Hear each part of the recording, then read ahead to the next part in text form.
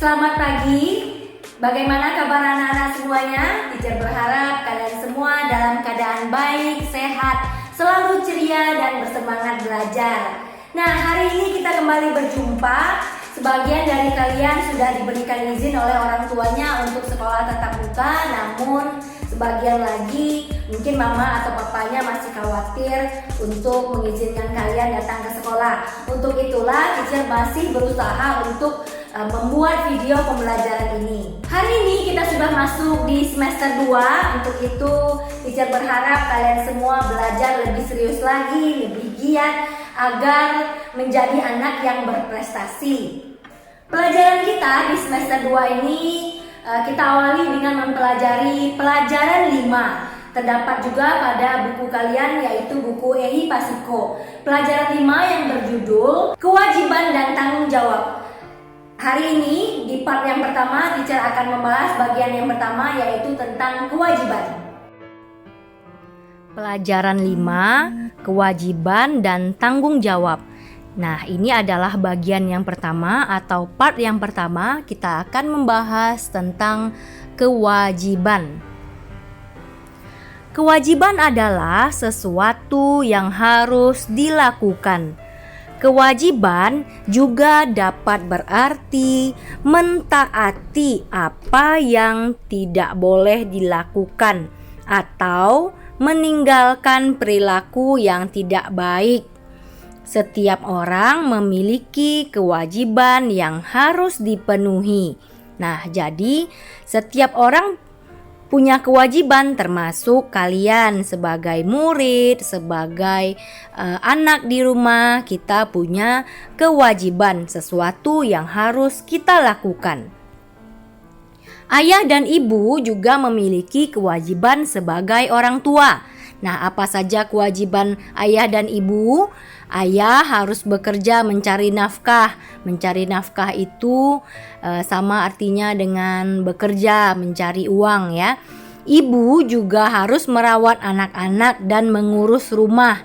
Kadang ibu juga harus bekerja ya, karena kebutuhan kita banyak, buang sekolah, uang les, mau beli baju, mau pergi liburan, mau makan yang enak-enak. Nah, tentu mungkin uang papanya tidak cukup, sehingga mamanya harus ikut bekerja supaya kebutuhan kita semua terpenuhi dengan baik. Nah, ayah juga harus membantu ibu merawat anak dan mengurus rumah. Ayah dan ibu wajib melindungi dan memberikan kasih sayang kepada satu sama lain dan juga kepada anak-anaknya. Nah, itulah kewajiban sebagai orang tua. Guru memiliki kewajiban sebagai pengajar ya. Teacher ini punya kewajiban sebagai pengajar.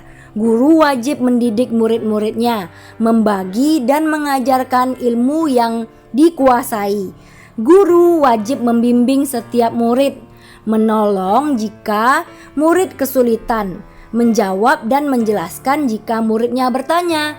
Nah, tentu saja jika kita bertanya dengan baik ya, bertanya mengenai pelajaran, bukan bertanya yang ngawur-ngawur, pasti teachernya mau jawab ya. Kadang-kadang ada juga murid teacher yang dijelaskan tentang pelajaran A, nah nanti nanyanya tentang pelajaran B, C atau D. Nah, itu tentu teachernya tidak mau jawab. Nah, kalau kita bertanya yang baik dan benar, pasti teachernya mau melayani dan mau menjelaskan kepada murid-muridnya. Karena semua teacher, semua guru ingin anak muridnya jadi baik, jadi pintar. Umat Buddha juga memiliki kewajiban. Nah, umat Buddha wajib meneladani sikap Buddha. Apa itu meneladani? Meneladani artinya mencontoh sikap Buddha. Ya, umat Buddha wajib belajar dan mengamalkan Dhamma. Umat Buddha wajib menghormati Sangha. Nah, itulah kewajiban kita sebagai umat Buddha. Kita semua memiliki kewajiban. Orang yang baik melakukan kewajibannya. Orang yang melakukan kewajiban hidupnya akan tenang. Orang yang tidak melakukan kewajiban hidupnya akan sulit.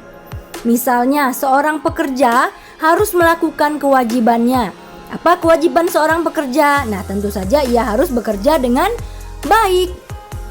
Jika ia tidak melakukan kewajibannya dengan baik, ia tidak akan menerima gajinya, ya. Kalau melakukan kewajibannya dengan baik, diterima dah gajinya. Kalau tidak melakukan kewajiban dengan baik, tentu bosnya tidak mau memberikan gajinya, ya. Sehingga kalau kita melakukan kewajiban dengan baik, hidup kita akan tenang dari hasil kerja kita itu. Jika pekerja itu tidak melakukan kewajibannya, ia bisa saja diberhentikan dari pekerjaannya. Ia tidak akan mendapatkan uang untuk membiayai kebutuhannya, makanya hidupnya akan sulit. Nah, kita sebagai anak juga harus memahami akan hal-hal seperti ini. Misalnya mama dan papanya bekerja, nah kita jangan ganggu-ganggu, tiap sebentar telepon, tiap sebentar tanya ini, tanya itu. Atau pas papa mamanya pulang kerja sudah capek-capek, ya, nanti kita sesama saudara berantem, bertengkar, sehingga mamanya atau papanya jadi emosi, ya, karena sudah capek dari pagi sampai sore kerja. Nah, pulang malam-malam ternyata anaknya berantem. Pulang nanti dari kerjanya ternyata anaknya belum kerjakan PR. Nah, kita harus punya pengertian, ya. Kita harus memahami kondisi mama dan papa yang sudah bekerja seharian. Makanya kita harus membantu dengan cara apa? Jadi anak yang baik. Kalau ada tugas dikerjakan dengan baik. Dengan begitu mama dan papanya akan senang, tidak emosian lagi, tidak marah-marah lagi. Orang yang melakukan kewajiban dengan baik dipercaya dan juga disenangi oleh banyak orang. Nah, tentunya kalian ingin sekali juga kan menjadi anak yang disenangi dan disukai banyak orang. Untuk itulah kalian hendaknya selalu melaksanakan kewajiban kalian dengan baik. Melaksanakan kewajiban sebagai seorang anak di rumah dan juga melaksanakan kewajiban sebagai seorang murid atau siswa di sekolah. Teacher yakin murid-murid teacher di sekolah Manyusri adalah anak-anak yang baik dan melaksanakan kewajibannya dengan baik.